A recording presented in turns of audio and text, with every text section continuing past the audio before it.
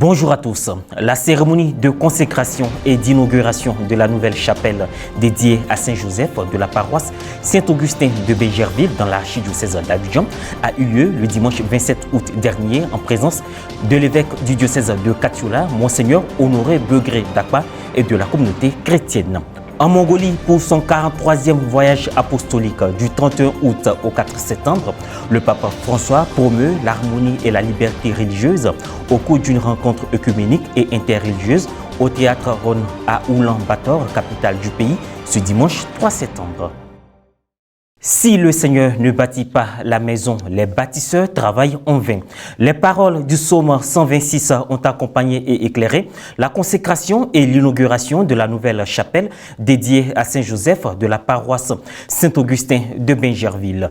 L'inauguration qui a eu lieu le dimanche 27 août a été marquée par des sentiments de gratitude et de joie partagés par l'ensemble de la communauté paroissiale. Un élément de Pierre Richemont commenté par Maria Bissier. Archidiocèse d'Abidjan, paroisse Saint-Augustin de Bégerville.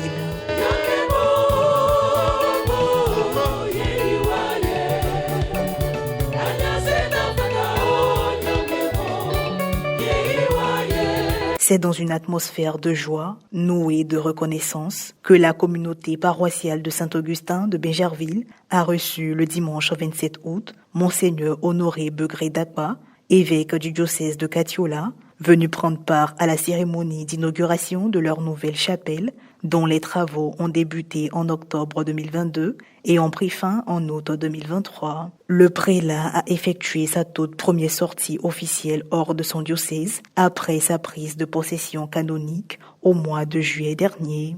En venant sur la paroisse, je m'inscris aussi dans une démarche importante dans la mesure où nous savons tous que la paroisse Saint-Augustin est l'une des premières paroisses.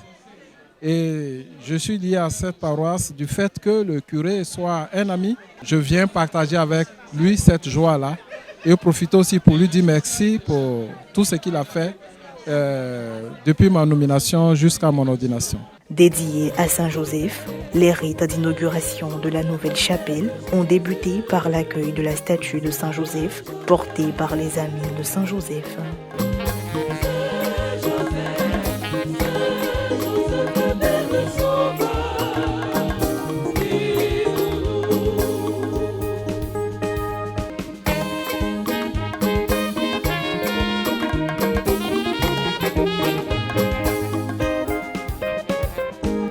Dans ma famille, j'ai besoin de toi. Même dans mon foyer, j'ai besoin de toi.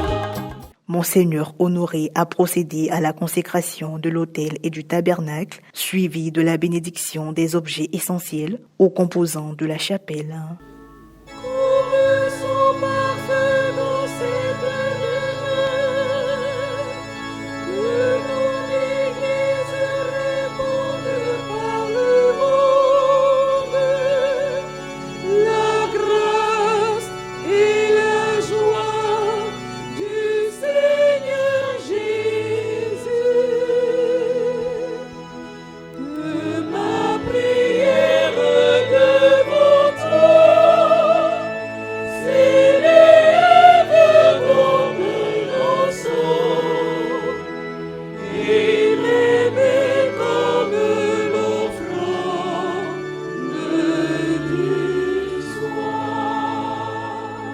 Ensuite, il a dévoilé l'enseigne à l'entrée de la chapelle. Sous l'épiscopat de son éminence Jean-Pierre Cardinal Coutouan, archevêque d'Abidjan, sous la charge curiale du révérend père Yves Ababakré, Monseigneur Honoré Begré Dakpa, évêque de Katiola, a béni la chapelle dédiée à Saint-Joseph ce dimanche 27 août 2023 en la célébration du 119e anniversaire de la paroisse.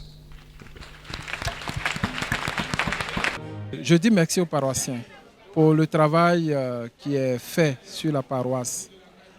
Le travail est visible d'abord à partir des réalisations, le bâtiment, la chapelle que nous venons d'inaugurer, mais je leur demande d'aller en profondeur parce que le plus important, c'est de construire une communauté de foi, une communauté engagée qui témoigne du Christ dans le milieu de vie. Notons que l'inauguration de cette chapelle s'inscrit dans la marche vers la célébration des 120 ans d'existence de la paroisse qui aura lieu à la rentrée pastorale prochaine. Effectivement, nous allons faire l'ouverture du 120e anniversaire à la rentrée pastorale en octobre. Et à partir de là, il y aura effectivement beaucoup d'activités telles que les pèlerinages qui ne vont pas manquer, et bien d'autres activités que nous ferons avec les mouvements et associations. À l'endroit de tous les paroissiens, je vous dis merci. Merci beaucoup pour tout ce que nous avons vécu. Merci pour tout ce que vous faites, pour vos contributions qui permettent à la paroisse d'avancer et de vivre. Merci, merci, que Dieu vous garde, que Dieu vous bénisse. Hors de la Côte d'Ivoire, ce dimanche 3 septembre marque la 3e journée du pape François en Mongolie. Le souverain pontife a participé dans la matinée à une rencontre interreligieuse et écuménique dans le théâtre Ron, non loin de la capitale Oulan-Bator. Il a plaidé pour l'harmonie entre les religions et leur apport à la société. Plus de précisions avec Morel Poti. Le fait d'être ensemble dans le même lieu est déjà un message. Les traditions religieuses, dans leur originalité et leur diversité, représentent un formidable potentiel de bien au service de la société. A déclaré le pape François après avoir remercié chaque leader spirituel au théâtre Oulan-Bator, la capitale de la Mongolie, ce dimanche 3 septembre. Parmi ces chefs religieux du pays, des représentants bouddhistes, chamanistes, musulmans, évangéliques, russes orthodoxes, adventistes du 7e jour, mormons, hindous, juifs et shintoïstes. Le Saint-Père s'est livré à un plaidoyer tourné vers les réalités terrestres, l'harmonie et la liberté religieuse.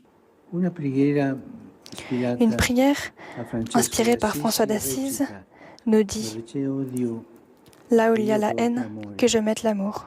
Là où il y a l'offense, que je mette le pardon. Là où il y a la discorde, que je mette l'union. » L'altruisme constitue l'harmonie. Et là où il y a l'harmonie, il y a l'entente. Il y a prospérité, il y a beauté. En effet, l'harmonie est peut-être le synonyme le plus approprié pour la beauté. Au contraire, la fermeture, les positions unilatérales, le fondamentalisme et la contrainte idéologique ruinent la fraternité, alimentent les tensions et compromettent la paix. La beauté de la vie est le fruit de l'harmonie, car elle est communautaire. Elle grandit avec la gentillesse, l'écoute et l'humilité. Et c'est le cœur pur qui la saisit, car la vraie beauté, après tout, réside dans la pureté du cœur. Lors de ce 43e voyage apostolique, une dizaine de responsables religieux locaux ont témoigné devant le premier successeur de Pierre à Fouleloter. Ont été évoquées l'importance de la paix intérieure et de l'harmonie extérieure, conditions positives qui rendent possible la guérison de l'esprit. Chaque représentant religieux a pu brièvement évoquer son histoire dans le patrimoine spirituel mongol. Je crois fermement que cette rencontre interreligieuse historique, des fois traditionnelle, donnera beaucoup d'inspiration aux personnes de traditions religieuses variées pour qu'elles puissent travailler harmonieusement au bénéfice de l'humanité entière. Le souverain pontife a rassuré que l'Église catholique reste dans une attitude d'ouverture et d'écoute à l'égard des traditions religieuses. Frères et sœurs, notre présence ici aujourd'hui est signe qu'espérer est possible. Dans un monde déchiré par les conflits et les discordes, cela pourrait sembler utopique. Faisons fleurir cette certitude que nos efforts communs pour dialoguer et construire un monde meilleur ne sont pas vains. La Mongolie est aussi un carrefour brassant religions et croyances qui ont façonné l'identité du pays au fil des siècles. Et voilà, ainsi prend fin cette édition. Merci de l'avoir suivi. Merci de rester en notre compagnie.